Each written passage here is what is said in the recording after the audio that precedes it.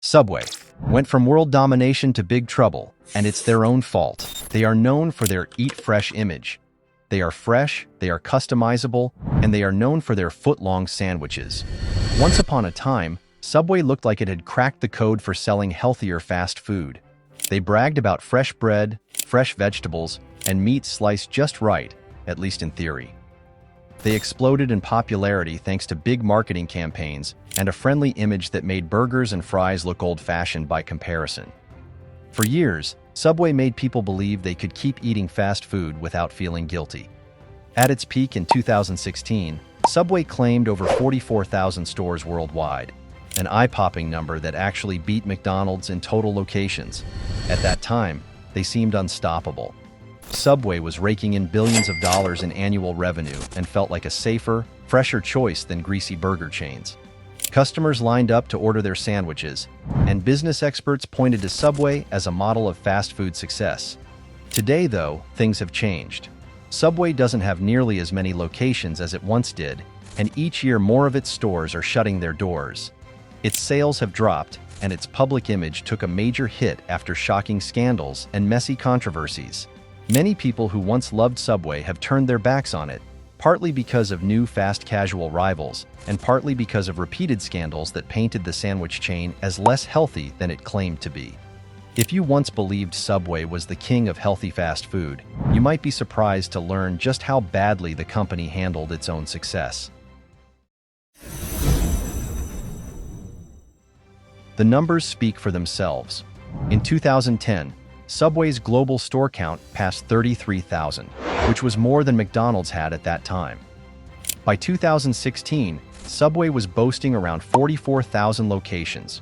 To put this in perspective, the combined number of locations for many other sandwich shops, like Jimmy John's and Jersey Mike's, was still nowhere close to Subway's massive worldwide presence.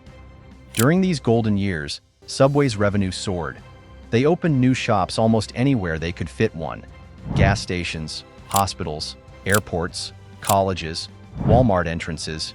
If you could think of a spot, Subway probably had a store there.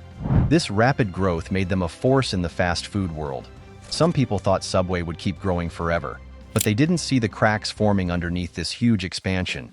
The growth felt magical, but as it turned out, it also set Subway up for trouble. When your success depends on opening more and more shops, often right next to each other, things can go downhill fast if too many stores start fighting for the same customers. Subway learned this the hard way. Yet, back then, people only saw their crazy expansion and big profits, so nobody asked too many questions. Before Subway became the huge global chain that it is today, it started with a 17-year-old named Fred DeLuca in 1965. Fred wanted to become a doctor, but he didn't have enough money to pay for college. During a backyard barbecue, Fred asked a family friend, Peter Buck, for some advice, or maybe a loan. Peter surprised Fred by suggesting he open a sandwich shop.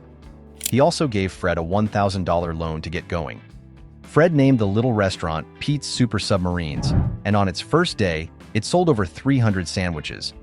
He quickly learned that running a sandwich shop wasn't so simple. Sales dropped, customers got confused about the name, and Fred nearly ran out of cash. Instead of giving up, Fred and Peter made the restaurant look busier than it really was, hoping to attract curious people. They changed the name to Subway, aiming for something more direct and easy to remember. Surprisingly, it worked. People liked seeing an active, lively shop, and the new name helped. By the end of its first year, the store made a modest but encouraging profit, proving that this sandwich idea could indeed bring in money. It was a small victory, yet an important sign that the business could eventually become big. By 1974, Subway had grown to 16 restaurants, which felt like a nice achievement.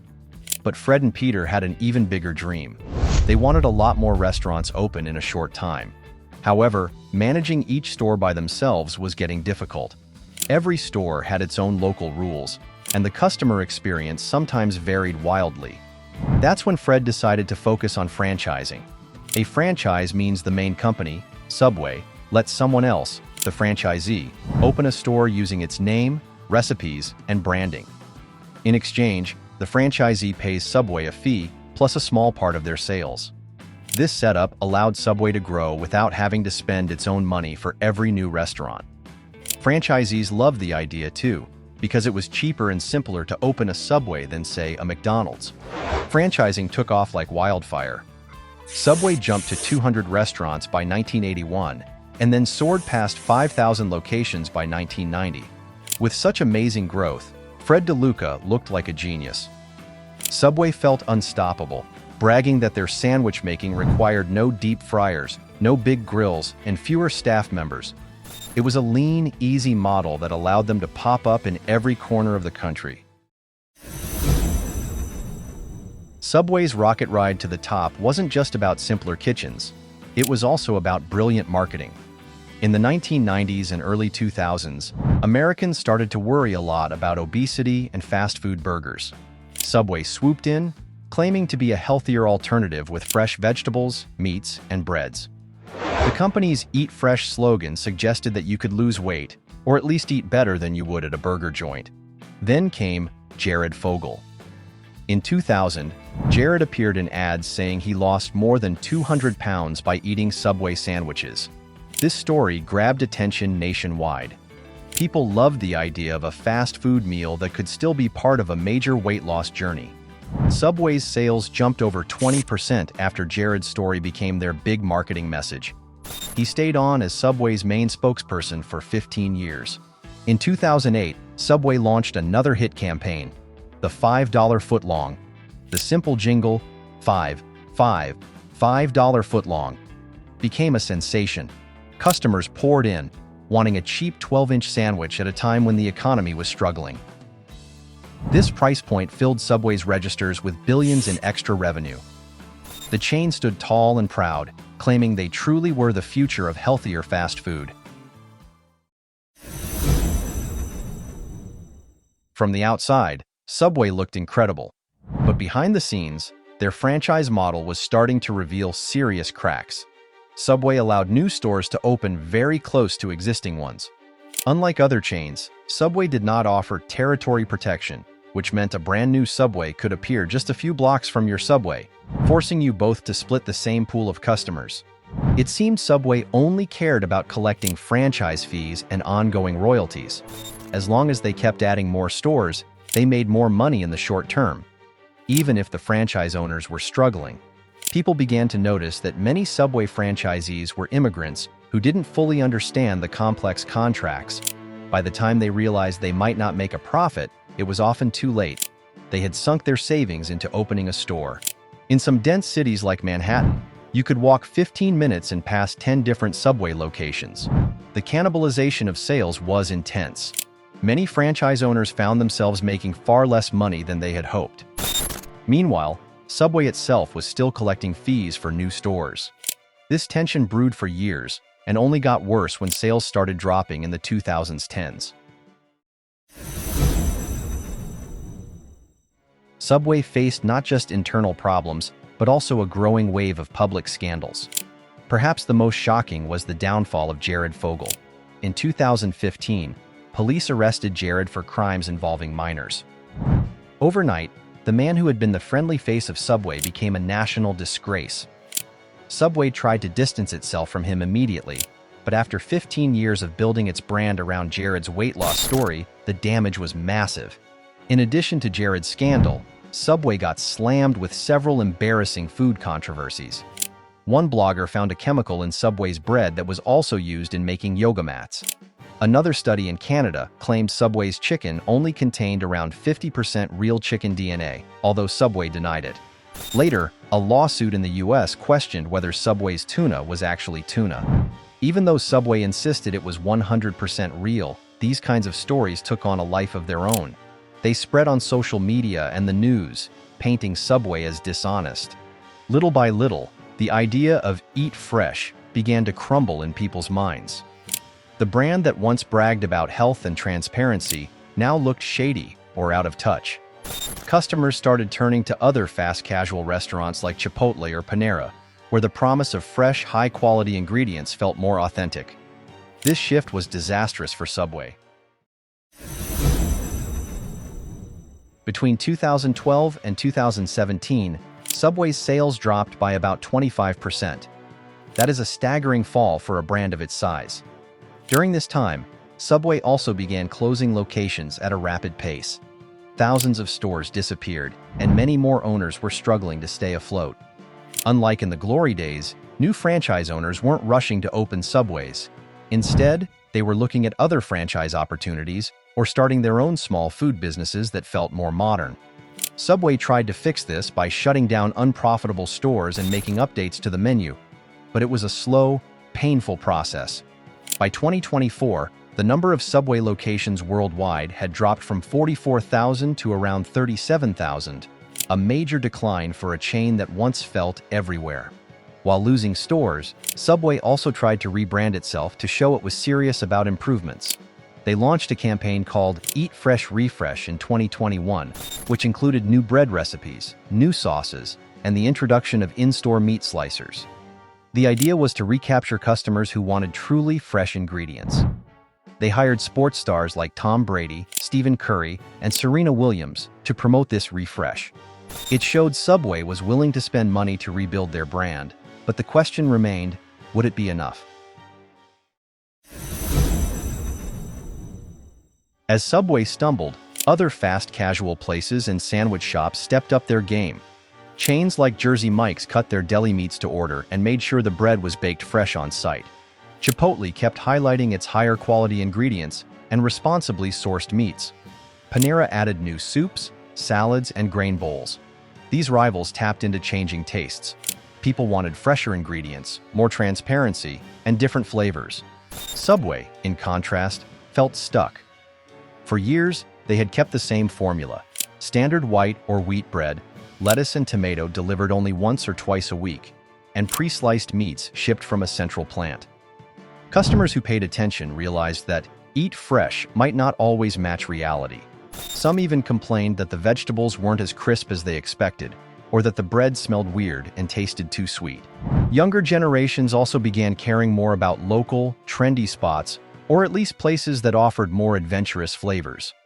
While Subway rolled out slight menu changes like new sauces or limited-time sandwiches, it was hard to keep pace with the wave of fresh, cool brands offering unique items like avocado toast, artisan breads, or globally inspired recipes.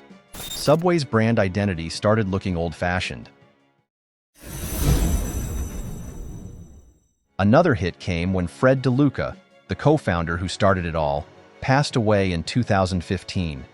His sister, Suzanne Greco, took over. But she struggled to manage the enormous challenges Subway was facing, including angry franchisees, negative press, and a shifting fast food market. In 2019, Greco left Subway, and John Chidsey, an experienced executive who once led Burger King, stepped in. Chidsey attempted a turnaround. He believed closing poorly performing stores would help stabilize the chain. He also pushed forward with the Eat Fresh Refresh campaign, hoping better quality ingredients and updated store designs would get people excited again. However, the market had changed dramatically, and Subway's own problems, like lack of territory protection, still haunted it. Franchise owners continued to complain. Many demanded more territorial rights, so new Subways would stop popping up right next door. Some wanted better training and financial relief to help them improve their stores. Others wanted the brand to distance itself from the memory of Jared Fogle and the controversies. But repairing an image can take years. It's not as easy as flipping a switch. What's next? In 2023, Subway was sold to a private equity firm called Roark Capital for over $9 billion. Roark Capital has investments in several restaurant chains, so some people hope that their experience might help Subway turn things around. But private equity firms often focus on cutting costs and then selling the company later for a profit.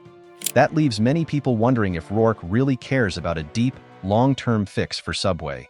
On one hand, Subway's global network is still huge, and that gives them an advantage. They can potentially rebuild the brand by marketing new items, delivering better ingredients, and streamlining their stores. On the other hand, trust can be tough to win back. Loyal customers, especially younger ones, have already discovered alternatives they like better. And since the chain's main selling point, Eat Fresh, got shaken by scandals, it's an uphill battle convincing people that something has truly changed. By 2024, Subway's store count had slipped from 44,000 at its peak down to roughly 37,000. Their total sales were also down from their best years.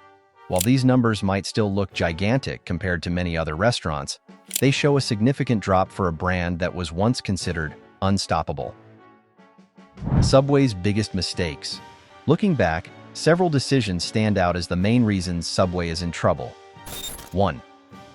Over-franchising. By allowing too many franchises to open in the same neighborhoods, Subway created internal competition, lowering profits for owners. 2. Ignoring food quality.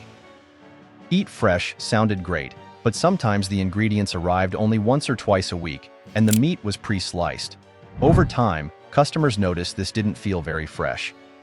3. Scandals and controversies.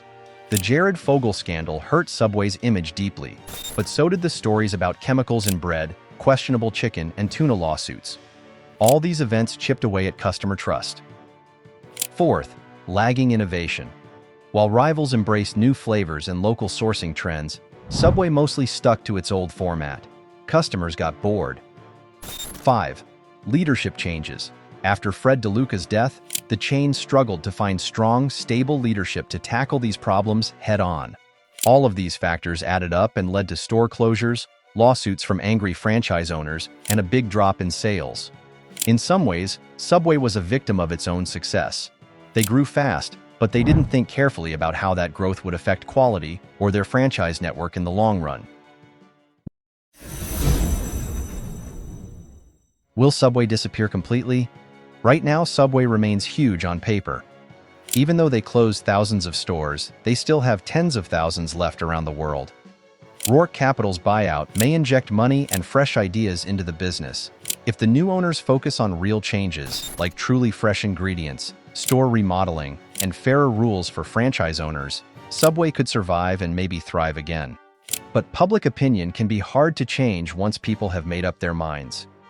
Younger customers often go to places like Chipotle, Panera, or local sandwich shops that promise better quality, more unique flavors, and friendlier vibes. If Subway can't win them back, it risks fading out as older generations visit less often or switch to new spots. We've seen other restaurant chains like Quiznos spiral down until they became almost extinct. Quiznos also had problems with how they treated franchisees, overexpansion, and strong rivals. Subway's future might mirror that path unless the company addresses the root issues. Saying, "Eat fresh, refresh," isn't enough if customers still question whether the food is any better than it was before. What can we learn from Subway's rise and fall? Here are some takeaways. Growth without limits leads to trouble. Expanding rapidly can look great at first, but if you don't plan properly, like giving franchisees space to succeed, you might grow too big, too fast. Stay true to your brand. Promise. If you say eat fresh, you need to make sure the food is actually fresh. Marketing claims have to match reality, or customers will feel tricked. Take care of franchise owners. When your system is built around franchising, those owners are your partners, not just a fee machine. If they fail, the whole chain can suffer big time. Keep adapting to new food trends. The fast food world moves fast. If you don't keep up with new ingredients, cooking methods, and restaurant styles, you'll lose customers to more modern rivals. Scandals can ruin a reputation. Quickly, a single scandal, like a spokesperson's arrest or a rumor about fake ingredients, can do massive harm. Multiple scandals can bury you even deeper. Subway shows that no company is too big to fall. They used to stand on top of the fast food world, overshadowing even McDonald's in total locations. Then they got hit by a wave of problems, some caused by poor choices in growth and franchising, others by horrifying scandals that brought them back down to earth. Could we see a Subway comeback? It's possible. Private equity ownership sometimes revitalizes a brand by cutting red tape, updating marketing, and focusing on modernizing stores. If Subway heavily invests in real freshness, like slicing meat on site, getting more frequent produce deliveries, and showing total transparency about their ingredients, some lost customers might return. They can also retool their stores to create a fun or modern vibe that competes with fast casual spots. They might try new menu items that go beyond basic ham, turkey, and roast beef. For instance, more plant-based options, global sandwich recipes, or limited-time offers that keep people excited. But turning around a global brand with thousands of stores is no easy task. It requires strong leadership, a clear plan, and the willingness to spend a lot of money up front, money that might not show immediate returns. Subway's journey is a wild one. They soared higher than anyone could have guessed when Fred DeLuca borrowed $1,000 from Peter Buck back in 1965. They changed the fast food world by promising something fresher, healthier, and simpler than the typical burger and fries model. Their ad campaigns, especially the ones featuring Jared Fogle and the $5 footlong, brought them immense fame and fortune. Yet that growth also led to the chain's downfall. Overcrowded markets, unhappy franchisees, and a swirl of scandals made customers question everything Subway stood for. By the time they launched efforts to refresh and improve, it might have been too late. Lots of customers had moved on to newer, trendier brands that felt genuinely fresh and healthier. Now, with the chain under new ownership, Subway's future is uncertain. They still have the pieces to make a comeback: a big global footprint, a well-known name, and the memory of a time when they really were the healthier choice. But can they shake off the scandals and regain the public's trust? Or are they on the path to joining other once great fast food names that slowly shrink until they vanish? For now, it's a waiting game. The chain is pushing for improvements, but time will tell if the new owners and leadership can truly transform Subway and recapture the hearts and stomachs of sandwich lovers everywhere. After all, if there's one thing we've learned, it's that no brand, no matter how big, can take its success for granted. Subway's story should serve as a cautionary tale to any company that thinks explosive growth and a catchy slogan are all they need to stay on top forever. What do you think? Can Subway pull off a real comeback, or are they going to keep closing stores until all that's left is a memory of those $5 footlong days? Let us know your thoughts below.